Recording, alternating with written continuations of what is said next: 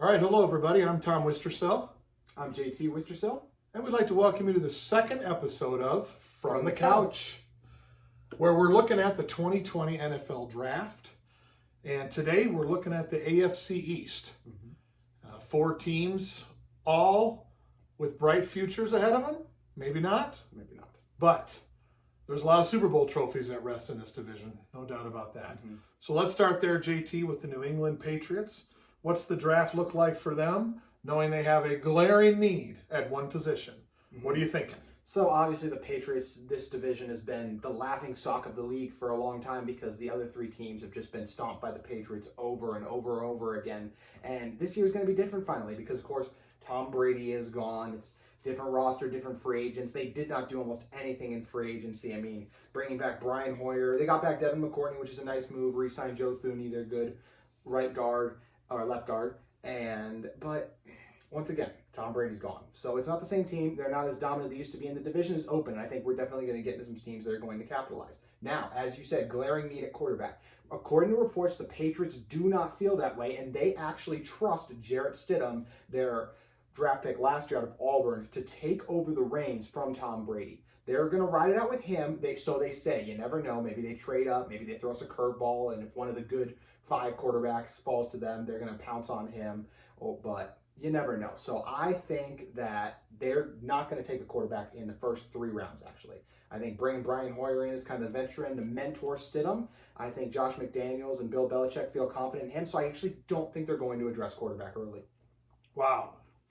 So let's talk about what they do address early. Where do they go then if they're not going quarterback? Where are their biggest needs? So picking at number 23, this roster has been carried by Belichick and Brady for a while. You look at the names on defense, and the secondary the Patriots have is the best in the NFL, in my opinion. Ravens and them are very close, but I'd give the edge to the Patriots. So I don't think they'll go there, but they have tons of needs all over the roster. I think linebacker's a huge need, losing Jamie Collins to the Lions. Tight end, they still haven't replaced Gronk. Ben Watson, their leading tight end receiver last year, retired. They need use more pass rushers with Kyle Van Noy gone, and like I said, maybe a QB, but lots of different need for the Patriots. But where I think they go at number 23 is a Patrick Queen type of player. He's an inside linebacker who can still blitz and rush the passer well, very good in coverage, and I think is the second best linebacker in the draft, only behind Isaiah Simmons. I could also see them, however, going with a Kayvon Chason or Zach Bond type. Kayvon Chason out of LSU, Zach Bond out of Wisconsin.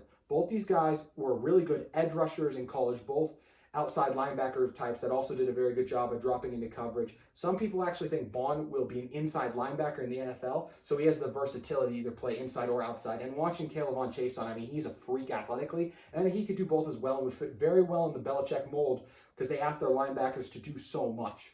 Okay, so that's where you think they go with their first pick. What about after that in the draft? What are the next couple things they're going to really go after? It's time to replace tight end. They need to get the guy in there. They decided last year, they pretty much ignored it, they brought a 34-year-old, I want to say, Ben Watson out of retirement, which it was kind of a band-aid, and now he's retired, so can't bring him back. So I think they're going to go with an Adam Trautman out of Dayton. He's a good player, and a Bryce Hopkins. A lot of people like Hunter Bryant, a lot of tight end from Washington, but he's more of a receiver than a blocker. In the Patriots offense, you have to be able to block as a tight end. Some offenses, say a Packers with Jimmy Graham last year, they didn't ask him to do that as much. But you need to be able to block in the Patriots offense. That's one of the most underrated aspects of Gronk game. He was a mauler in the run game. And I think that's where they're going to end up going here. Although I could still see them going with Anthony Jennings from Alabama, kind of one of the guys I highlighted earlier, just one of those linebacker types who can do both. So Lots of need for the Patriots. It's unlike anything we've seen in a long time with the Patriots. All right. Well, with them being a question mark, that opens up the door for probably our next team here. Let's talk about the Buffalo Bills. Obviously coming off the playoffs, so they got some momentum. Tell us about their draft. So, first thing about the Buffalo Bills, no first-round pick, traded it for Stephon Diggs. A great trade, in my opinion. Although his receiver class is very good, by the time you get to 20, where they would have been picking is 22, 23, there's no sure thing like a Stephon Diggs. You trade for the proven commodity, who's still pretty young, still in his 20s, and has been a very productive receiver. So I really like the move, especially for a team that's ready to win now. Why wait for this receiver to develop into his prime when you have the money and can go out and get a top 10 wide receiver in the NFL? So I really like the move for them. And they were extremely active in free agency as well, solving a bunch of their needs. Their needs are very minimum. Brought in Mario Addison from the Panthers, great move. Vernon Butler, a defensive tackle from Carolina as well. As we know, their head coach Sean McDermott was the defensive coordinator at the Panthers during their Super Bowl run. So they brought in a lot of those guys. Brought back Josh Norman even. Yep. And he had his best years under Sean McDermott and had a couple of rough years with the Redskins. So I think it'll be good to get him back under this offense. So like I said, really active in free agency. So where the needs lie, in my opinion, getting a number 2 running back or someone who complements Derek Stingley very well. I think he's a really good like receiving back, change of pace, but I don't think he's I think he'd work better in a tandem. So I think look for a guy like J.K. Dobbins or a Zach Moss, guys who are more physical runners that way. Look for those guys in the second round for the Bills. Another receiver, another need would be corner, linebacker, D-end. And honestly, this is how good their roster is. I have backup quarterback on here. Yeah. You don't usually put backup quarterback, but this roster is so complete and so ready. I think there's not a lot of needs. The biggest thing they're going to need is for Josh Allen to take another step after taking a good step forward last year. So, like I said, I think they go with running back or with that first second. Are they the clear leaders to win the division going into this year? In my opinion, absolutely. Based on what is in that division right now, I think they have the overall most talent on the roster. Outside of Bill Belichick, I think Sean McDermott is still the second best coach in this division by a decent margin as well. And I really like their overall top to bottom roster, and I think they still have some mid-round picks, and they've done a good job drafting and developing guys. There's a guy from Virginia named Bryce Hall. I think they could target with one of their third-round picks. He might still be there. A lot of teams might not want him because was hurt last year, but his tape is fantastic. He's a really physical kind of corner that I think Sean McDermott would really like. So I think the Bills are in a great position. I really do, and I'd be shocked if they do not win the AFC East this year. All right, let's move over to the Jets. Jets, Jets. And obviously they're good at quarterback, but they could use some playmakers around him. So tell us about where the Jets are going. So one of the things the Jets did very well this season was they upgraded their offensive line. They brought in George Fant, Alex Lewis, Connor McGovern, Josh Andrews, all guys who could fit in along that offensive line. They did a horrendous job of protecting Sam Darnold. So they did a pretty good job of that overall. But the most important thing to a quarterback on the offensive line is still the blind side, which is where I think they go with their first-round pick at number 11 overall. I think they hope a guy like Jedrick Wills is there, the right tackle out of Alabama that most people think could play left tackle, especially because remember at Alabama that Tua is a left-handed quarterback, so in some ways the right side is his blind side as well. So I easily think he could make the transition, and if he's not there, which he might not be, I think they could get another guy, Andrew Thomas, who's an absolute mauler. And he's really impressive. He's really physical, and I really enjoyed watching his tape because I think he really gets after it. I think he's someone they'd like there. But reports have also said they could target a CD Lamb. Their GM has a history of drafting big guys, and like I said, they need a left tackle, but the need at receiver is glaring. Their closest thing they had to a number 1 was Robbie Anderson, and he is now a Carolina Panther. So they're going to rely on some combination of Jamison Crowder, Brashad Perryman, and a couple other guys. That's just a lot of unknown commodities. He really could use a number 1 wide receiver. So I think CD's in play for them as well. Do you like CD better than Judy for the Jets, or is that a push? No.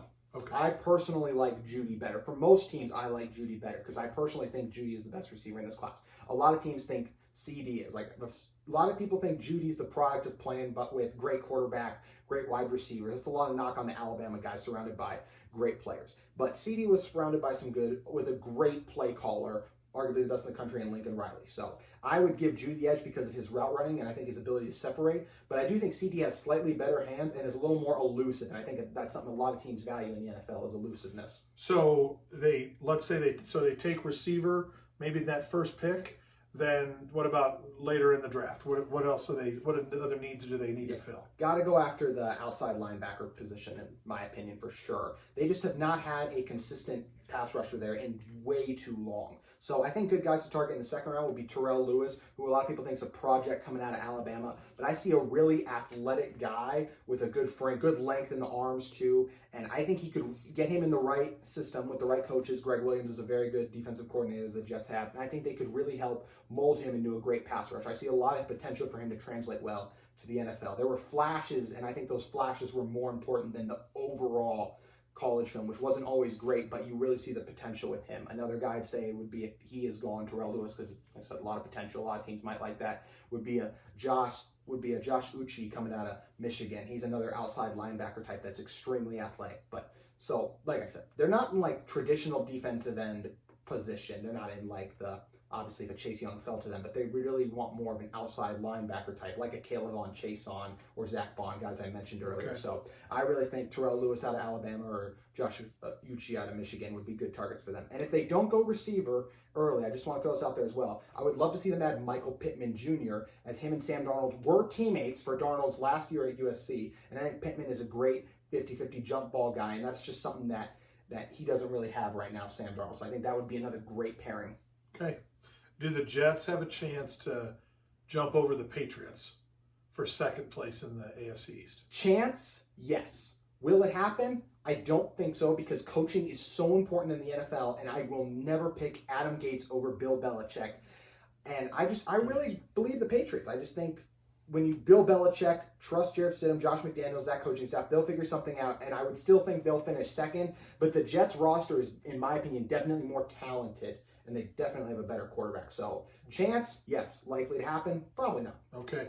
All right. So we move to the last team in the division, which is going to have a big say in what happens in the draft this year. Absolutely. They have, I believe, five Yes. first-round picks. They have 3 first-round picks. I'm sorry, 3 first-round picks. 5 picks I see here in the top 56. So they're going to have a lot to say. So let's talk about the Dolphins. Absolutely. Because of trading away, they just a full teardown, full rebuild. Getting rid of guys like Minka Fitzpatrick, who worked very well for the Steelers, but not for them. They were using him the wrong way. Laramie Tunsil getting rid of a franchise left tackle. Still a move a lot of people question, but it did net them 2 first-rounders, one this year and next year, on top of their own. And as we know, the Dolphins were very bad this year. I genuinely didn't think they were going to win a game, but they played so hard for Brian Flores that they were able to scratch a couple out. And there is a couple of talented players on that roster, especially after what they have 5 wins. That's not bad. Yes. Especially after what they were able to do in free agency. Getting Eric Flowers, who was a bust for the Giants at left tackle, but a really good guard last year in Washington. I also think Jordan Howard, a physical running back who's been with Chicago and Philadelphia. I like the way he fits into Brian Flores' style, as well as adding Ted Kraft, the Patriots center. Very good job there. And grabbing 2 good, solid edge players in Shaq Lawson and Emmanuel Ogbah. I think they did a really good job this offseason, really attacking needs. Oh, and Kyle Van Noy. Want to throw that in there as well. Patriot guy. I think they're coming great. I loved their free agency. Oh, I'm sorry. One last one I forgot. Byron Jones. How can I forget Byron Jones? They made him the highest paid cornerback in the NFL. And he pairs great with Xavier Howard, who is the second highest paid cornerback in the NFL now. So a lot of great moves for the Dolphins, but still definitely some team needs. Okay, so let's talk about the draft. What do they do here with the first round? Do they move up? Do they move down? Where do they go? What's their most important needs? Dolphins fans are dying for Tua. I don't think people inside the Dolphins organization are. I think they're very skeptical of the injuries, some of the offense he played in, and just the fact that he's going to, even if he recovers from this injury, which reports are he has. He's just been hurt 2 times, is 2 massive injuries 2 years in a row. I think that scares a lot of teams away, and the way he plays reckless at times. I think Tua moves around the pocket well, but he gets himself hurt a lot and puts himself in bad positions, and not the biggest body to be able to withstand hits from NFL guys, let's say. So I do think they go quarterback, but I think they don't want to waste any of those first-round picks, and take Justin Herbert out of Oregon.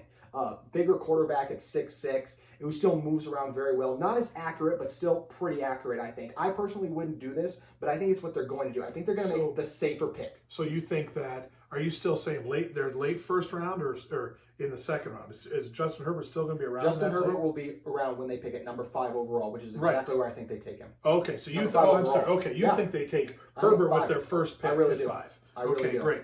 All right, so let's talk about their other 2 picks in the first round. Yeah. Where do they go after Number 18, left tackle, is a glaring need. It's quarterback's best friend, and they absolutely need to upgrade it. I think because this offensive tackle class is so great, none of the top 4 are going to be there. But the other 2 guys, in Austin Jackson coming out of USC and a Josh Jones coming out of Houston, will both be there. I personally like Austin Jackson a little better. I think he plays a little more power in the run game. I think Josh Jones is a little better in, let's say, pass protection. But I think I would personally take Austin Jackson if I was them, but they'll both be there, so it'll be interesting to see what they do. So that's why I think they do at 18, and then at 26, I think it gets interesting, because they could either take a little bit of a luxury pick with DeAndre Swift. Like I said, they have a Jordan Howard, but DeAndre Swift pairs really well with Jordan Howard, more of a shifty back, receiving back. Jordan Howard's not a great receiver, doesn't move great in space. What Jordan Howard does is run people over. What DeAndre Swift does is make people miss. And the other pick that I would love to see them make, I don't know if this guy's going to go in the first round because of the injury history. If there was no injuries, this guy's definitely a first-round pick, and that's Antoine Winfield Jr., coming out of Minnesota. He's a very physical safety that I think would pair great with their coverage ability they have in the secondary. I think Flores would love a player like this. My only question, like I said, is the injuries. And without the injuries, he might be the top safety taken. I think he's a great, strong safety and erases a lot of things. A lot of people have compared him to the Honey Badger coming out of LSU, Tyrann Mathieu. So I think that's where they could go with the first rounders. But like I said, they have good second rounders as well. Okay. Wow. So, it could be interesting to see if the Dolphins make some trades. Mm-hmm. They could be very active in the first day of the draft. So, yes. So if anything second round there that kind of jumps out at you for the Dolphins? Yes. Before I jump into that, I just want to say this, though, and I think if you guys been paying attention, you may see in the report as well. The Dolphins want Joe Burrow. So they're thinking about trading up for him, but it's just going to take too much. I don't think they'll do it. They love Joe Burrow. Probably not going to happen. So there's a chance they maybe do package some first-round picks. I mean, we have 3 in the first round, and I believe they at least have 2 next year. So definitely a chance they do it. Don't think it's going to happen. But getting to those 2 second-round picks they have, I think if they don't address running back earlier with DeAndre Swift, they go to a guy who I see is a little bit worse than him, but a similar player, in Clyde Edwards-Helaire, who's an excellent receiver in that LSU offense he was last year, and I think he would be another great pairing with Jordan Howard. Another guy I could see them going after would be a deep threat. They have Devontae Parker, who was very good for them last year. He really molded into a number 1 wide receiver, continue to build off that, more of a physical catch guy, 50-50 ball. I really think they need someone to take the top off the defense, and I think that is what KJ Hamler, coming out of Penn State, or Jalen Reagor out of TCU. I think both those guys do it exceptionally well. They're both really good deep threats, both good route runners. They'd actually have Mike Gesicki, Hamler's former teammate, who also came out of Penn State, so I think they like the Penn State guys some too. So I could definitely see them going wide receiver, adding a deep threat. But one thing is for sure, the Miami Dolphins are going to be one of the most improved teams in the NFL next year, I do believe. I believe they're going to finish ahead. If I was to predict, I would say Jets finish last, and they will be very close with the Patriots because this roster they're putting together, and once this draft is over, is going to be special, and I'm excited to see what happens with it.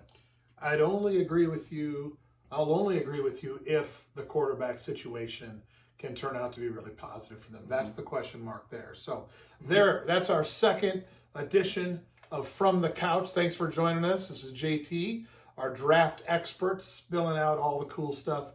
We'll see you next time when we focus on the AFC South. Thanks for joining us. Have a great day.